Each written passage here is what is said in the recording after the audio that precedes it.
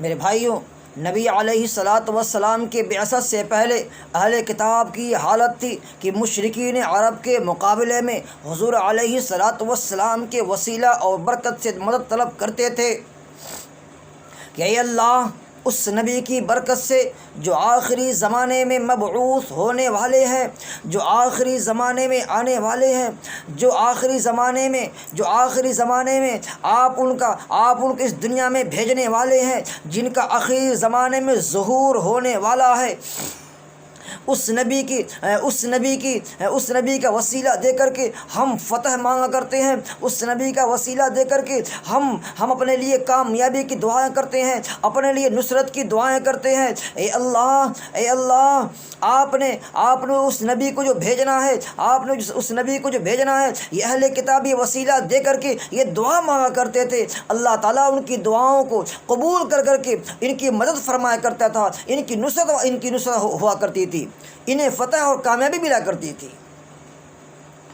مشرکین سے کہا کرتے تھے، یہ اہل کتاب اور یہود یہ مشرکین سے کہا کرتے تھے کہ او نبی آخر الزمان، جو آخر زمانے میں آنے والے ہیں، اور نبی آخر الزمان جن کا زمانہ قریب ہے، جب وہ آ جائیں گے تو ہم ان کے ساتھ مل کر کے، ہم ان کے ساتھ رہ کر کے، مشرکین ہم تم سے مقابلہ کریں گے، ان کے ساتھ رہ کر کے ہم ان کا ساتھ دے کر کے تم سے مقابلہ کریں گے، اور تمہارا نشان بھی مٹ جائے گا، جس طرح سے قوم سمود کا نشان مٹ گیا، قوم عاد کا نشان مٹ گیا، ارم کا برباد ہو گئے، ہلاک ہو گئے، تباہ ہو گئے، ان کا نشان مٹ گیا۔ لیکن میرے بھائیوں فلما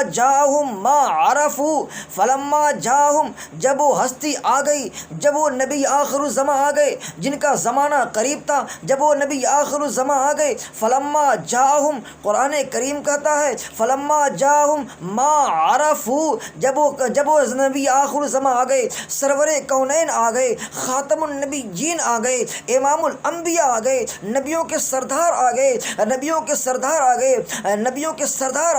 جب وہ نبی آخر الزمان آ گئے، ما عرفو، اور یہ یہودی انہیں پہچان بھی لیے، اتنا پہچان لیے، اپنے بیٹوں سے زیادہ انہیں پہچان لیے، اتنا پہچانتے تھے، اپنے بیٹوں سے زیادہ انہیں پہچان لیے۔ کیوں؟ توریت میں ان کا تذکرہ سن چکے تھے، توریت میں ان کی باتیں سن چکے تھے، ان کے اوصاف دیکھ چکے تھے، ان کی نشانیاں توریت میں یہ لوگ دیکھ چکے تھے، پڑھ چکے تھے، ان کے سینے میں بس چکی تھی، یہ بات انہیں معلوم ہو چکی تھی، اور یہی نبی آخر الزمان ہے۔ جب وہ نبی آخر الزمان آ گئے، جن کا انہیں برس سے انہیں انتظار تھا، وہ انمول خزانہ آ گیا، جس انمول خزانے کے لیے یہ لوگ انتظار کیا کرتے تھے۔ جب وہ نبی آخر الزمان آ گئے تو یہ لوگ ما عرفو کفروا بھی، ان لوگوں نے انکار کر دیا۔ کہا کیوں؟ کہا نہیں، یہ نبی آخر الزمان ان کی بات نہیں مانیں گے۔ کیوں؟ ان کی ہٹ دھرمی ہے، ضد پناہ ہے، ان کی ضد پناہ ہے۔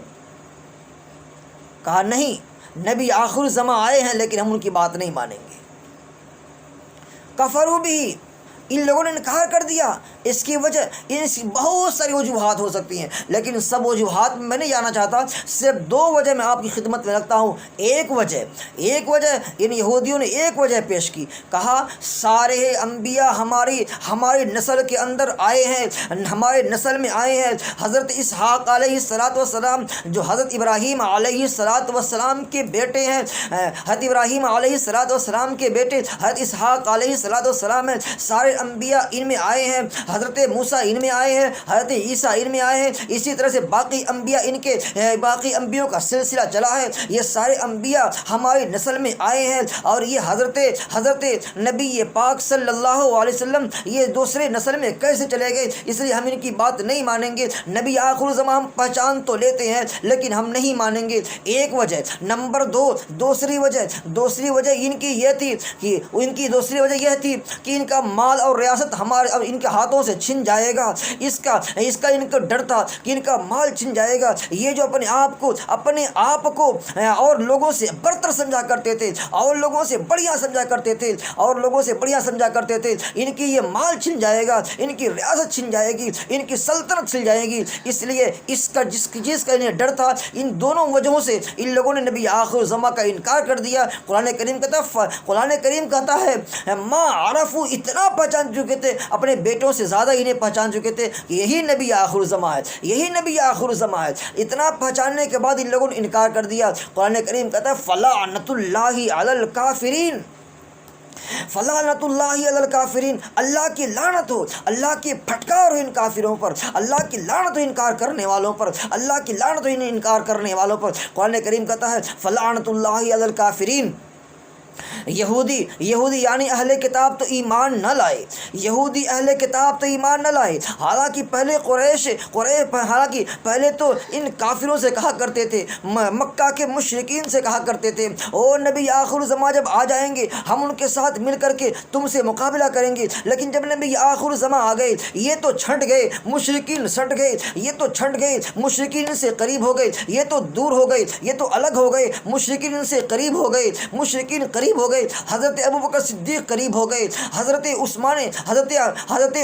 عمر قریب ہو گئے، حضرت عثمان غنی قریب ہو گئے، اور حضرت ابو دجانہ یعنی اس سے بہت سارے صحابہ کرام حضور پاک علیہ السلام کے قریب ہو گئے۔ یہ پہلے مشرک لوگ تھے، لیکن رسول اللہ کے جانے کے بعد رسول اللہ کی دعوت پیش ہو جانے کے بعد یہ اہل مشرکین، یہ اہل کفار رسول اللہ کے قریب ہو گئے، اور جو اہل کتاب تھے، جو اپنے آپ کو کتاب والا کہا کرتے تھے، اپنے آپ کو ایمان والا کہا کرتے تھے، یہ تو رسول اللہ سے دور ہو گئے۔ میرے بھائیوں ایک بات یاد رکھیں، ایک نبی آتا ہے، جب تک اس نبی دنیا میں موجود رہے گا، کوئی نیا نبی نہ آئے، اس وقت تک اس کے احکامات چلتے ہیں، اس کی شریعت چلتی ہے، اس کے تذکرے چلتے ہیں۔ جب وہ نبی چلا جائے، جب وہ نبی اس دنیا سے چلا جائے اور نیا نبی آ جائے تو اس پرانے والے نبی کی، اس پچھلے والے نبی کی شریعت اب منسوخ ہو جاتی ہے۔ جو نیا نبی آتا ہے اس کی شریعت مان لی جاتی ہے۔ اگر اس کی شریعت پر انسان عمل کر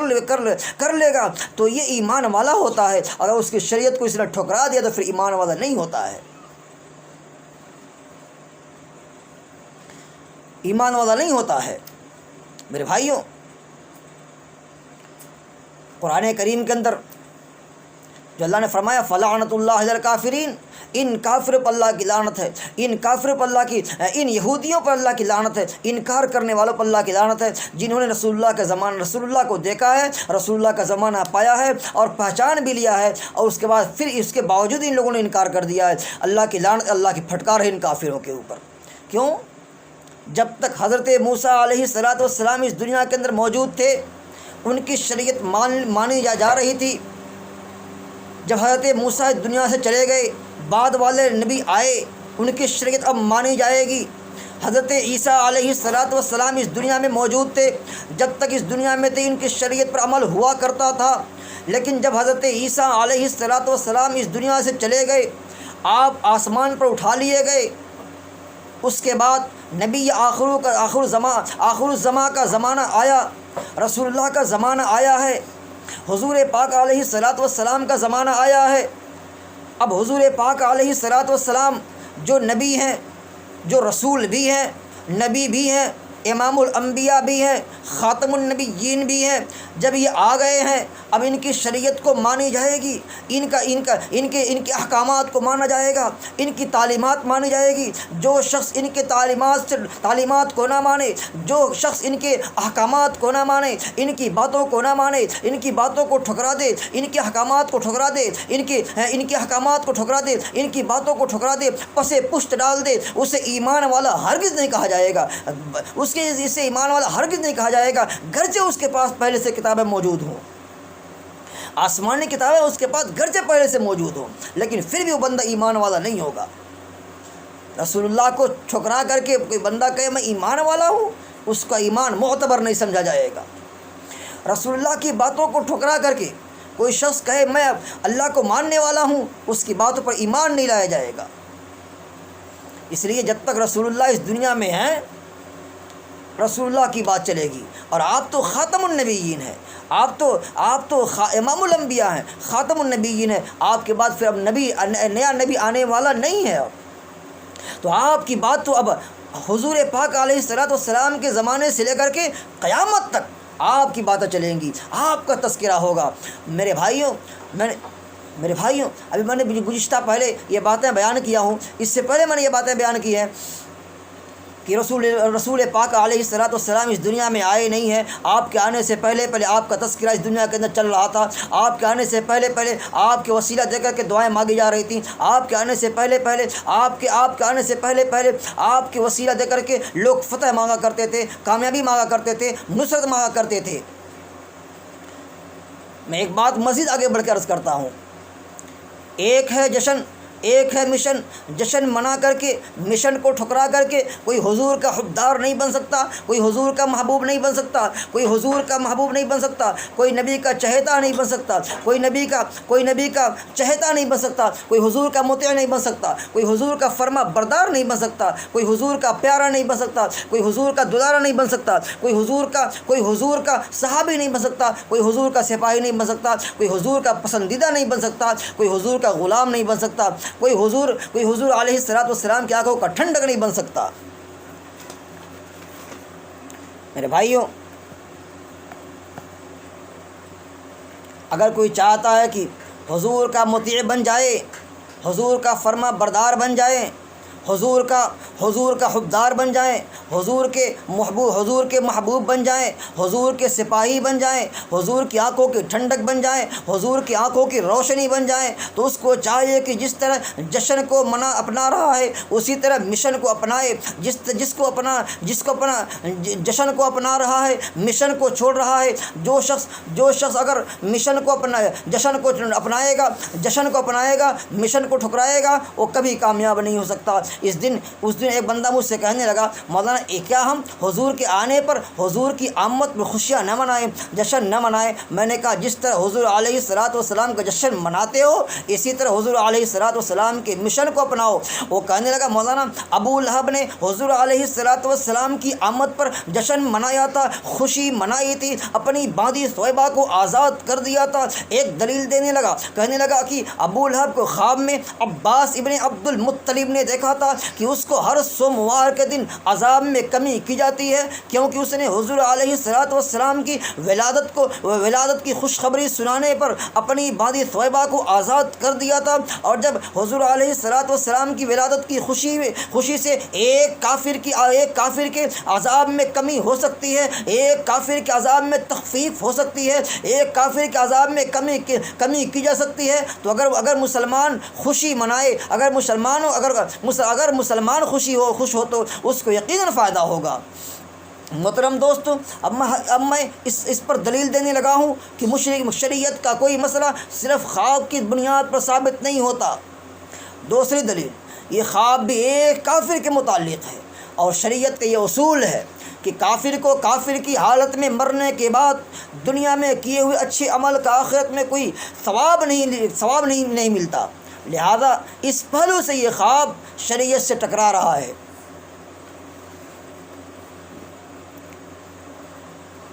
میرے بھائیوں، میں ایک بات اور عرض کر رہا ہوں، ابو لہب نے حضور علیہ السلام کی ولادت باسعادت پر جشن منایا تھا،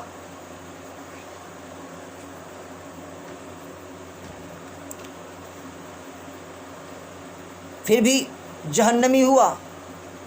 میں ایک بات اور عرض کر رہا ہوں، ابو لہب نے حضور علیہ السلام کی ولادت پر باسعادت پر جشن منایا تھا، مشن کو ٹھکرایا تھا، جشن منایا تھا، پھر بھی جہنمی ہوا۔ کیوں؟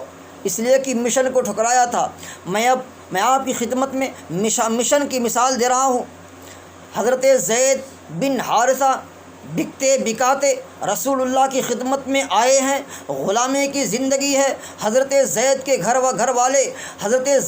والے ان کے والد اور چچا کو خبر ہوئی ہے وہ لوگ مکہ آئے ہیں۔ حضرت زید کے والد اور چچا رسول اللہ کی خدمت میں حاضر ہوئے ہیں، کہنے لگے کہنے لگے ہمیں خبر ملی ہے میرا بیٹا آپ کے پاس ہے، آپ میرے بیٹے کو واپس کر دیں، اس کے وزن کے بدلے میں آپ کو روپیہ دوں گا۔ رسول اللہ نے حضرت زید کو بلایا، کہا ان کو پہچانتے ہو؟ رسول اللہ نے کہا ان کو پہچانتے ہو؟ حضرت زید نے کہا یا رسول اللہ یہ میرے والد ہیں اور یہ میرے چچا ہیں۔ والد نے کہا زید چلو، یہاں تم غلام ہو، آزادی کی زندگی گزارو، میرے ساتھ چلو گے۔ حضرت زید اپنے والد سے مخاطب ہوئے اور کہنے لگے رسول اللہ کی غلامی کی زندگی یہ زیادہ بہتر ہے اپنے گھر کی آزادی کی زندگی سے۔ حضرت زید نے کون سا جشن منایا تھا؟ رسول اللہ کے مشن کو اپنایا تو آج ان کا نام قرآن کریم میں زندہ ہے۔ قیامت تک حفاظ تراویح میں پڑھیں گے، قیامت تک ان کا نام محراب اور ممبر سے لیا جائے گا۔ ناظرہ میں پڑھیں گے، تالی تلاوت میں پڑھیں گے، قاری قرات میں پڑھیں گے، حافظ حفظ میں پڑھیں گے، اور یہ زید کا نام قیامت تک اسی طرح زندہ رہے گا۔ یہ جشن کی برکت نہیں، مشن کی برکت ہے۔ جشن کی برکت نہیں، مشن کی برکت ہے۔ جو بھی رسول اللہ کے مشن کو اپنائے گا اللہ تعالیٰ اس کے نام کو زندہ رکھیں گے۔ میں آپ کی خدمت میں دوسری مثال دینے لگا ہوں۔ حضرت بلال حبشی رضی اللہ تعالیٰ عنہ ایک غلام آدمی ہے، چہرے کا رنگ بھی کالا ہے، سیاہ فام ہے، لیکن رسول اللہ کے مشن کو اپنایا تو وہی بلال ہیں، رسول اللہ کے مشن کو اپنا رہے ہیں، وہی بلال ہیں، غلامی کی زندگی ہے، وہی بلال ہیں۔ ان کے غلام نے نیچے آگ بچھا کر کے اوپر سے ان کے غلام نے گرم ریت کے اوپر انہیں لٹا کر کے اوپر سے بھاری وزنی پتھر سے ان کو دبا دیا کرتا تھا، لیکن احد کا نعرہ لگایا کرتے تھے۔ یہ وہی بلال ہیں، لیکن وہی بلال ہیں جب رسول اللہ کی غلامی میں آئے ہیں، رسول اللہ کی زندگی میں آئے ہیں، رسول اللہ کے صحابی بنے ہیں، یہ وہی بلال ہے، سیاہ فام ہے، چہرے کا رنگ کالا ہے، سیاہ فام ہے، لیکن صحابی رسول ہیں، لیکن یہ تو وہی بلال ہیں۔ چلتے ہیں بلال فرش پر اور ان کے جوتوں کی آہٹ عرش پر سنائی دیتی ہے۔ کون سا جشن منایا تھا حضرت بلال نے؟ کون سا جشن منایا تھا؟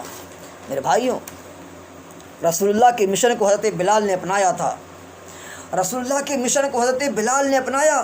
اللہ نے حضرت بلال کو زمین پر چلایا ہے اور ان کے جوتوں کی آہٹ اللہ نے آسمان پر سنوایا ہے۔ کہاں ہیں آج ہم لوگ؟ کس جگہ پڑے ہوئے ہیں؟ کہاں پھنسے ہوئے ہیں؟ یہ صرف ہم کو تو ایک چیز نظر آتی ہے، ہم تو صرف ایک چیز دیکھتے ہیں کہ حضور 12 ربیع الاول آوے، اس دن اچھے کھانے پکائے جائیں، 12 ربیع الاول آوے، اس دن گھر کے اندر قورمہ اور بریانی بنائی جائے، اچھے کھانے بنائے جائیں، اور 12 ربیع الاول آئے تو ہم آقا کی نعت لگا کر کے ڈیگ میں لگا کر کے ڈانس کرواویں۔ یہ 12 ربیع الاول کا جشن ہے؟ یہ رسول اللہ کا جشن ہے؟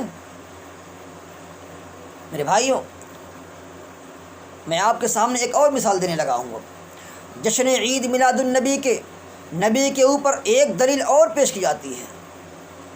ذرا دلیل دیکھیں، اب ایک دلیل پیش کرتے ہیں۔ کہتے ہیں کہ حضرت عیسیٰ علیہ السلام نے اپنے حواریوں کے لیے آسمان سے مائدہ نازل ہونے کو عید قرار دیا تھا۔ آپ قرآن کریم کھولیں، پارہ نمبر 7 سورت نمبر 5 سورہ مائدہ آیت نمبر 114 کھولیں۔ اللہ فرماتے ہیں ربنا انزل علینا مائدۃ من السماء تکون لنا عیدا لاولنا وآخرنا۔ اے ہمارے رب، ہم پر آسمان سے خوان نازل فرما کہ ہمارے لیے وہ دن عید قرار پائے، یعنی ہمارے اگلوں اور پچھلوں سب کے لیے۔ میرے بھائیوں، اب میں دلیل دینے لگا ہوں کہ اس آیت سے مروجہ میلاد النبی کا کوئی تعلق نہیں ہے۔ اسی وجہ سے حضور علیہ السلام، صحابہ کرام، محدثین اعظام، فقہائے کرام اور بڑے بڑے مفسرین نے جو کہ قرآن و حدیث کو ہم لوگوں سے زیادہ سمجھنے اور سمجھانے والے تھے، اس آیت کی تفسیر میں مروجہ میلاد النبی کا کوئی ذکر نہیں کیا، اور اگر کوئی اس کے باوجود بھی ہٹ دھرمی ضد پر آ جائے تو سمجھ لے کہ اس سے مراد آسمان سے مائدہ کے نازل ہونے کی نعمت ہے، نہ کہ عید میلاد النبی ہے۔ ایک دوسری وجہ اس واقعے کا تعلق حضرت عیسیٰ علیہ السلام کے زمانے اور شریعت سے ہے، نہ کہ حضور پاک علیہ السلام کی شریعت سے۔ رسول اللہ صلی اللہ علیہ وسلم نے تو اپنی شریعت میں سال میں 2 عیدوں کی خود تعین فرما دی ہے۔ معلوم ہوا کہ اگر اس سے عید میلاد النبی ثابت کرنے کی کوشش کی جائے تو اس سے پہلے تو عیسائیوں کی عید میلاد عیسیٰ ثابت ہوتی ہے، جس کو شمار کر کے سال میں 4 عیدیں ماننی پڑیں گی۔ مانو نا 4 عید، اب 4 عید بناؤ نا، اب 2 رسول اللہ کی عید ہے، 2 ہم اپنی عید بنا لیں۔ اب میں تو صرف عید بنانی ہے، خوشیاں منانی ہیں، دیگر چڑھانی ہے، اور اس کے بعد کھانے پکوانے ہیں، رسول اللہ کا جشن منانا ہے، مشن اپنانا نہیں ہے۔ میرے بھائیوں، جشن منا کر کے کوئی شخص آگے نہیں بڑھ سکتا، جشن منا کر کے کوئی شخص آگے نہیں بڑھ سکتا، مشن کو اپنا کر کے آگے بڑھ سکتا ہے۔ حضرت زید نے مشن اپنایا تھا، حضرت بلال نے مشن اپنایا تھا، حضرت علی کرم اللہ وجہہ نے مشن اپنایا تھا، حضرت حمزہ نے مشن اپنایا تھا، اور حضرت حمزہ نے مشن اپنایا تھا، وہیں ابو جہل نے جشن منایا، ابو لہب نے جشن منایا تھا، دونوں جہنمی ہو گئے، دونوں جہنمی ہیں۔ میرے بھائیوں، ایک بات اور، ایک دلیل اور پیش کی جاتی ہے، ایک دلیل اور دی جاتی ہے کہ رسول اللہ صلی اللہ علیہ وسلم نے اپنے پیر کے دن روزہ رکھ کر کے اپنی میلاد منائی ہے۔ عجیب مثال ہے، عجیب دلیل پیش کرتے ہیں یہ کہ روزہ رکھ کر کے حضور نے اپنی میلاد منائی ہے۔ میلاد کے معنی اپنی پیدائش کا دن منایا ہے، خوشی منائی ہے روزہ رکھ کر کے۔ میں نے کہا میرے پیارے، یہ دلیل تیری نہیں بنتی، یہ دلیل میری ہے، یہ دلیل تو تیرے گلے میں پھٹ آ جائے گی۔ یہ بات تو ہر کوئی جانتا ہے کہ جس دن روزہ ہو اس دن عید نہیں ہوتی، جس دن روزہ ہو اس دن عید نہیں ہوتی، عید کسی عبادت کے ساتھ جڑی ہوتی ہے۔ عید الفطر ہے، 1 مہینہ رمضان المبارک کا مہینہ پورا ہونے کے بعد عید الفطر آتا ہے۔ عید الاضحیٰ یہ قربانی جیسی عظیم عبادت کے ساتھ جڑی ہوئی ہے، تو کیسے کہتا ہے کہ رسول اللہ نے اپنی میلاد منائی ہے؟ جشن عید میلاد النبی کے اوپر ایک اور دلیل پیش کی جاتی ہے، ذرا دلیل دیکھیں۔ کہتے ہیں کہ جب قرآن کریم کی آخری آیت الیوم اکملت لکم دینکم نازل ہوئی تو ایک یہودی نے حضرت عمر رضی اللہ تعالیٰ عنہ سے کہا کہ اگر یہ آیت ہم پر نازل ہوتی تو ہم اس دن کو یوم عید بنا لیتے، حضرت عمر رضی اللہ تعالیٰ عنہ نے جواب دیا کہ یہ آیت عید کے ہی دن نازل ہوئی ہے، یعنی جمعہ اور عرفہ کی نازل ہوئی ہے۔ اس سے معلوم ہوا کہ عطائے نعمت کی تاریخ کو عید بنانا جائز ہے۔ میرے بھائیوں، اب میں اس پر دلیل دینے لگا ہوں کہ اگر غور کیا جائے تو حضرت عمر کے جواب سے خود معلوم ہوتا ہے کہ انہوں نے بذات خود عید نہیں بنائی تھی، بلکہ یہ آیت ہی خود عید کے دن نازل ہوئی ہے۔ جشن عید میلاد النبی کے اوپر ایک اور دلیل پیش دیتے ہیں کہ رسول اللہ صلی اللہ علیہ وسلم ہجرت کے موقع پر مدینہ منورہ میں داخل ہوئے تو وہاں کے لوگوں نے آپ کا پرجوش طریقے پر استقبال کیا ہے، اور آپ کی شان میں انصار کی چھوٹی بچیوں نے دف بجا کر اشعار پڑھے ہیں۔ اس مروجہ میلاد جلوس پر نعت خوانی کا جواز ثابت ہوتا ہے۔ میں اس کے سند پر نہیں جاتا۔ میں جب حضور پاک علیہ السلام مدینہ گئے ہیں، مدینہ والوں نے آپ کا پرجوش استقبال کیا ہے، میں اس کی سند پر نہیں جاتا ہوں۔ سند ضعیف ہے کہ صحیح ہے، اس پر میں نہیں جاتا۔ البتہ حضور علیہ الصلوۃ والسلام کو مدینہ منورہ میں داخل ہونے پر صحابہ کرام کو خوشی کا ہونا صحیح احادیث سے ثابت ہے، بلکہ یہ خوشی مدینہ منورہ میں داخل ہونے کے وقت تھا، یوم ولادت کے موقع پر کبھی نہیں ایسا ہوا ہے، اور یہی ہر سال ربیع الاول کے موقع پر اسی طرح کی خوشی کا اظہار صحابہ کرام سے ثابت ہے۔ بعض لوگ مروجہ میلاد کو بدعت حسنہ قرار دیتے ہیں۔ جو یہ رواج چل رہا ہے نا میلاد کا، جشن عید میلاد النبی، اسے کہتے ہیں یہ بدعت حسنہ ہے، اچھی بدعت ہے، یعنی اس کو کریں گے نا تو ثواب ملے گا، ہم اللہ کے قریب ہوں گے، رسول اللہ کے قریب ہوں گے، ثواب ملے گا ہمیں، یہ بدعت حسنہ ہے۔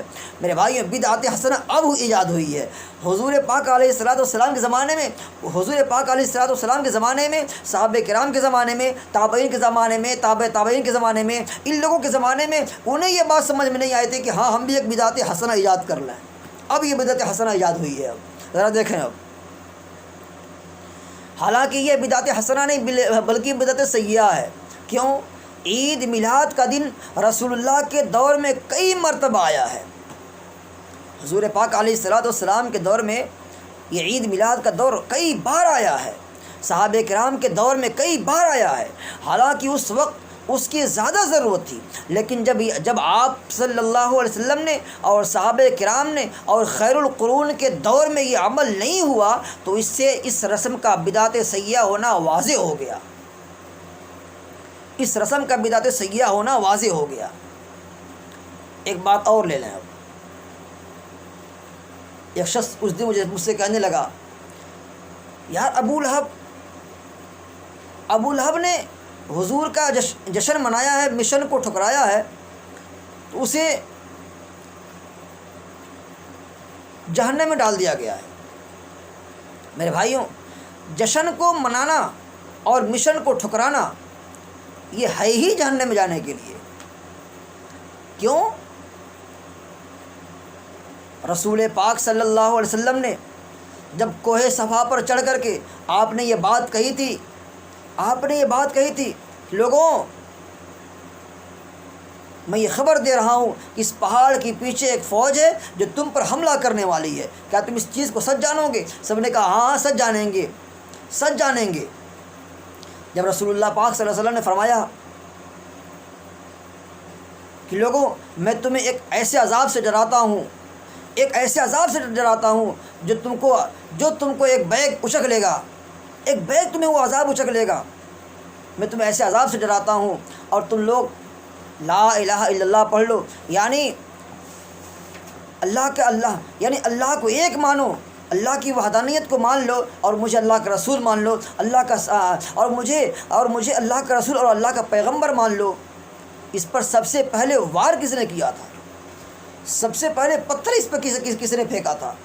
حضور پاک علیہ الصلوۃ والسلام کے بدن مبارک پر سب سے پہلے جس نے پتھر چلایا یہ حضور پاک علیہ الصلوۃ والسلام کا چچا ابو لہب ہے۔